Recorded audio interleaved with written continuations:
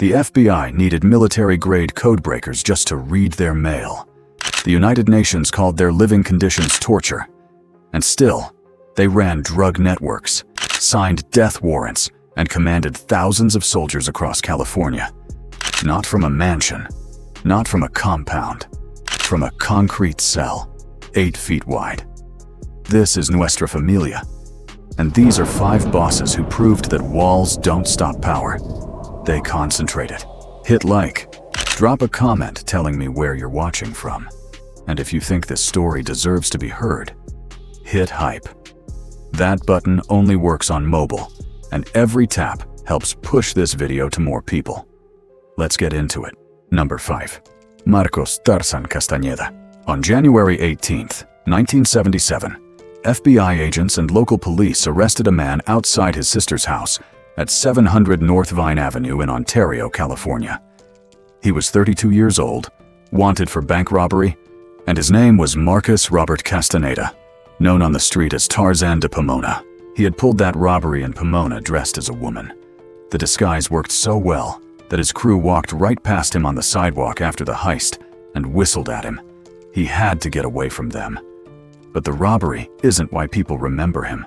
Tarzan grew up in Pomona, Southern California, running with the 12th Street Sharkies. That puts him squarely in Sureño territory, the same streets that fed the Mexican Mafia. By every rule of that world, he was supposed to stay loyal to the South. Instead, he ended up inside San Quentin, where he stood alongside the men who founded Nuestra Familia, the organization built specifically to oppose everything his hometown represented. A guy from Pomona helping build the North's most powerful prison gang is not something that happened twice in California history. He received 20 years for the bank robbery, followed by a consecutive 15-year sentence. Decades later, Tarzan was transferred to the Federal Medical Center in Butner, North Carolina, the cancer ward. He had terminal leukemia. His daily routine by then: morning yoga on the cell floor, sleeping on the bare metal frame with the mattress rolled up. No meat. Buddhist practice. He shared a room with another inmate also dying of cancer. They made a simple arrangement. Tarzan handed over his meat portions. The other man gave him his vegetables. They talked about books. They talked about staying alive. Tarzan never mentioned who he was or what he had built. His roommate had no idea. In 2020, his body began shutting down. He was vomiting blood and hallucinating. At one point, he picked up a pair of scissors and tried to use them to write a medical request, thinking they were a pen. Then he stood at the sink, waving his hand under the manual faucet, waiting. He thought it was automatic. Nurses came that night, drew his blood, and moved him out. He died that night. Around 10 p.m., back in the room, the bathroom curtain moved on its own. No window open. No one there. A man who helped found an organization with thousands of members had no one come for his body. The state of North Carolina buried him. Number 4. Sammy Luna. On August 25, 2021, a federal grand jury in San Jose, California, unsealed an indictment naming Sammy Luna as a core member of the 7-person leadership council running Nuestra Familia, entirely from inside California state prisons. Luna was 46.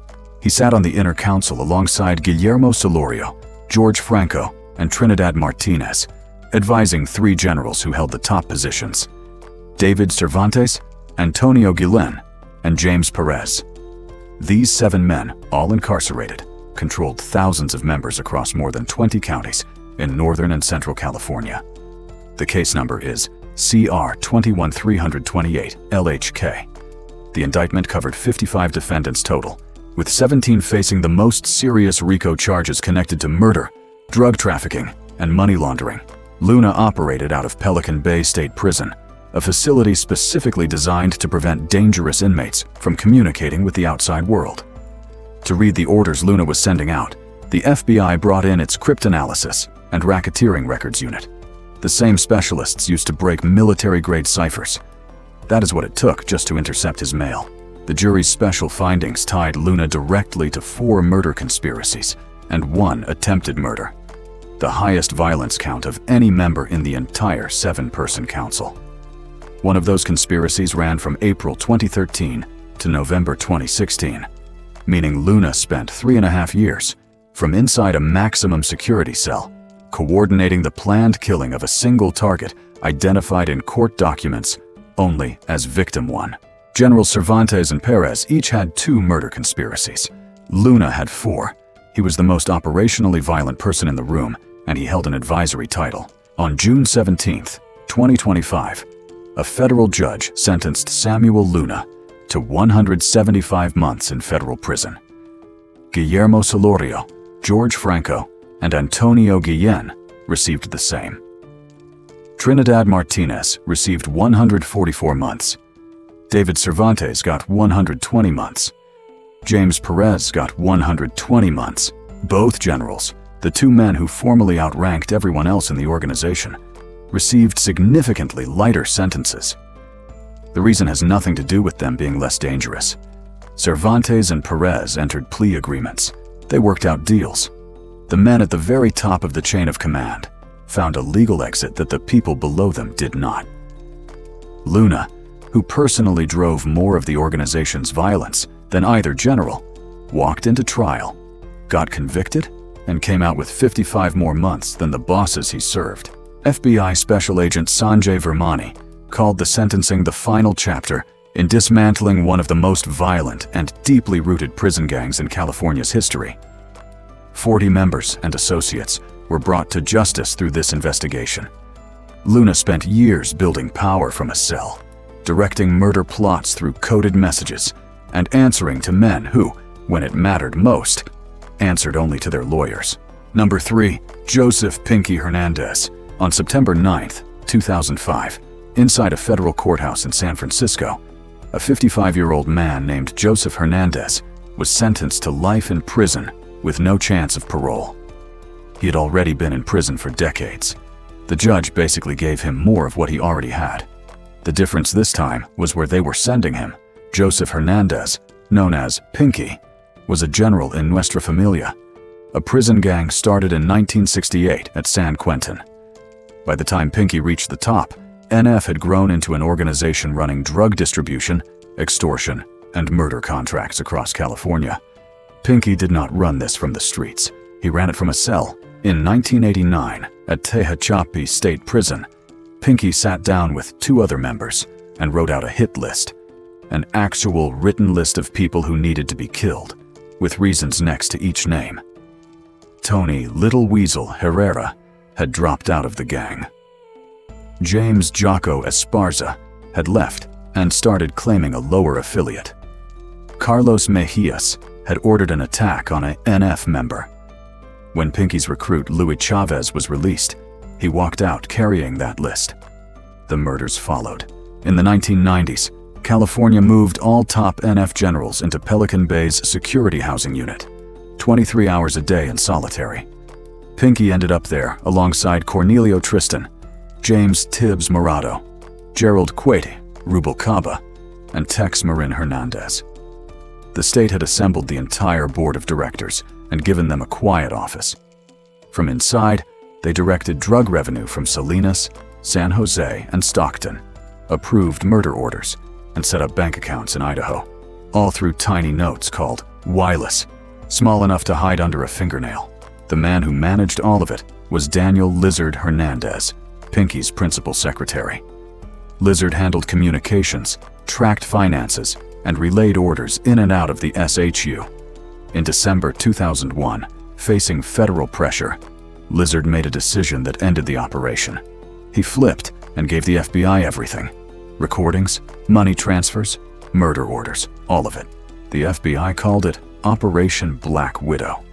It cost $5 million, involved more than 30 agencies, and resulted in charges against 22 senior NF members under RICO. Pinky took a plea deal in 2004. There was one legal problem. He was already serving a state life sentence, which meant the federal sentence had to wait in line.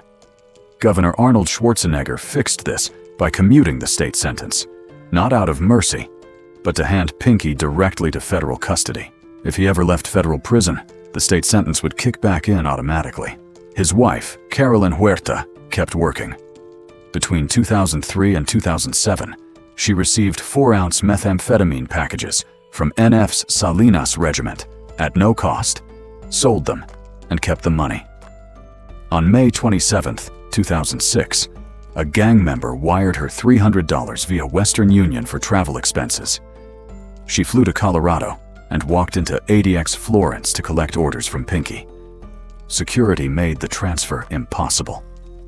On March 25, 2013, Carolyn Huerta, then 37, pleaded guilty to conspiracy to distribute methamphetamine. Pinky is still at ADX Florence today. Inmate number 028377748. The NF Constitution written after he was removed listed him as a permanent leadership symbol. He didn't have to do anything else. His name was enough. Number 2, Antonio Chuco Guillen. On the afternoon of April 19, 1999, on Palo Santo Drive in Campbell, California, a man was watering his roses when 2 gunmen jumped out of a stolen Ford Explorer and shot him 7 times. Robert Viramontes, 44 years old, a former Nuestra Familia leader who had spent 20 years inside California prisons, died in his front yard in front of his wife and family. He had left the gang. He was giving speeches at schools, telling kids to stay away from the life he used to live. Antonio Chuco. Guillen was not one of the shooters. He was parked on the same street, in a separate car, watching. Guillen had gotten out of prison 3 months earlier, in January 1999, after serving time for assault with a deadly weapon. He was 33. The reason Viramontes had to die: he had tattooed a large Aztec warrior figure over his Nuestra Familia tattoo to cover it up and walk away from the gang. Guillen saw that as a direct insult to everyone who had bled for the organization. Viramontes had also joined Mothers Against Gangs and was telling teenagers not to join. Guillen said he was poisoning young minds. The hit team, Santos, Bad Boy, Bernias, and David Dreamer Escamilla as shooters, both freshly released from prison for murder. Albert Beto Avila drove the stolen Ford Explorer. 7 shots. Viramontes died in front of his house while his wife watched. That evening, the crew met in Sunnyvale. Guillen's girlfriend used her credit card to book a penthouse suite at the Residence Inn. They ordered pizza, drank beer, and got in the hot tub. Someone took photos of all 4 smiling. Those photos became evidence.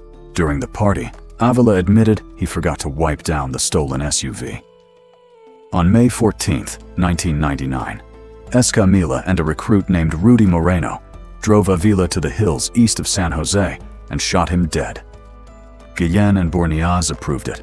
Then Bernias made a mistake that is hard to explain.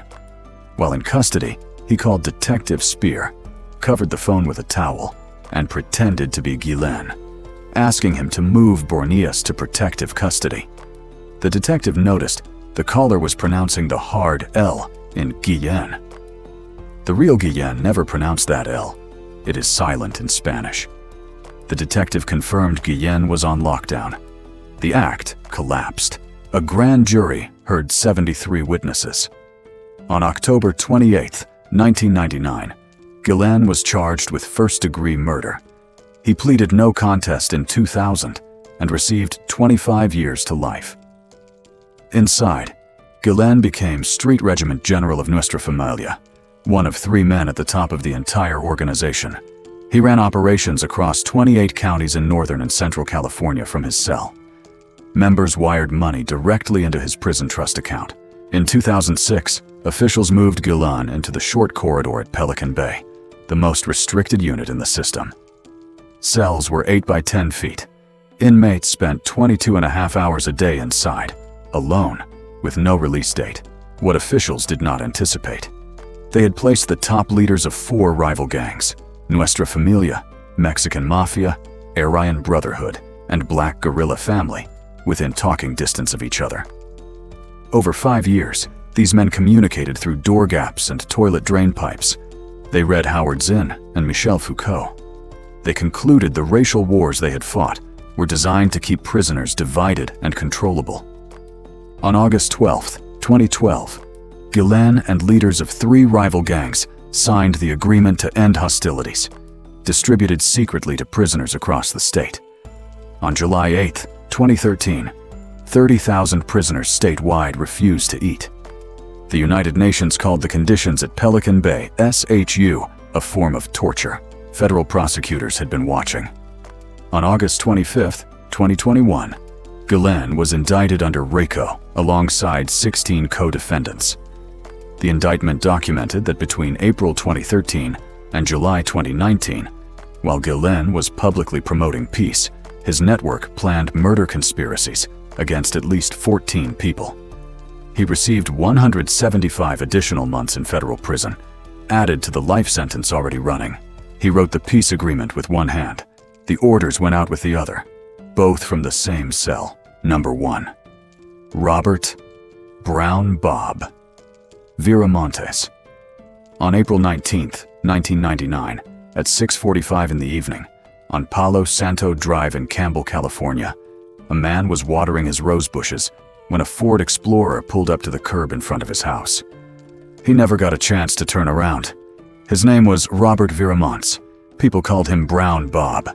The men in that SUV used to call him General. By 1978, Viramontes was already deep inside the California prison system. That year, he and other Nuestra Familia members strangled and hanged a fellow inmate they suspected of being an informant. He was convicted of manslaughter, then broke out of Monterey County Jail, grabbed his wife Esperanza, and crossed into Mexico. He kept committing armed robberies until he got caught, extradited, and sent to San Quentin. For most people, San Quentin is where life falls apart. For Brown Bob, it was a career move. Inside San Quentin, Viramontes stood out because he actually read books. He became one of the key people responsible for writing and enforcing Nuestra Familia's constitution, the actual written rulebook that gave the gang its structure. He helped establish death as the automatic punishment for betrayal or desertion. He trained recruits. He had the gang's symbol, a sombrero stabbed through by a bloody dagger, tattooed across his entire back. He worked his way up to La Mesa, the gang's three-man governing body. Viramontes was one of those three men. Somewhere along the way, something changed. Members started reporting that Brown Bob had gone soft. He stopped wanting to order killings. He stopped believing in what he had spent 20 years building.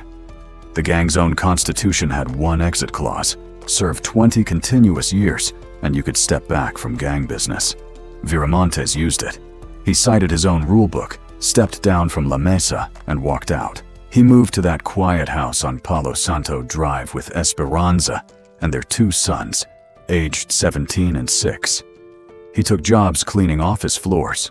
On Sunday afternoons, neighbors saw him working on his Chevy pickup, which he had named Lucille, or tending the rose bushes out front. He paid tattoo artists to cover up the Nuestra Familia symbol on his back.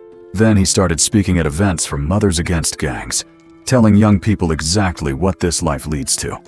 He was nervous enough at his first appearances that he asked his family to wait outside.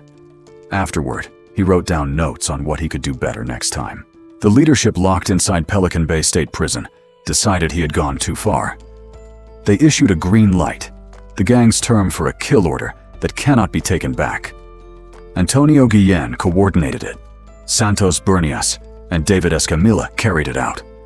Viramontes, 44 years old, was shot dead in front of his wife and family next to the rose bushes he had planted. On May 14, 1999, Albert Avila, a crew member who had helped plan the hit, was driven out to the hills near East San Jose and shot dead by Escamilla and another gang member. His crime was not cleaning the getaway Ford Explorer thoroughly enough. Then there was Deputy Sheriff Frank Lopez, a 24-year veteran of the Santa Clara County Sheriff's Department, and the uncle of shooter, David Escamilla. Right after the murder, Escamilla sent word through family warning Lopez not to attend Viramontes' funeral because the gang was planning another hit there. Lopez never reported it. He stayed quiet for months. When Avila's body turned up, Lopez was assigned to collect evidence at the scene. His report came back clean. No evidence pointing to his nephew. All three men convicted in Viramontes' murder pleaded no contest to first-degree murder. The punishment system he had designed, and the silence he had always kept, both worked exactly as intended, just not in his favor. He wrote the rules. He followed them for 20 years. He left by his own rulebook, covered his tattoos, grew roses, spoke to mothers about keeping their kids alive, and was still shot dead in his front yard at 44. The gang he built outlived him. The rules he wrote killed him.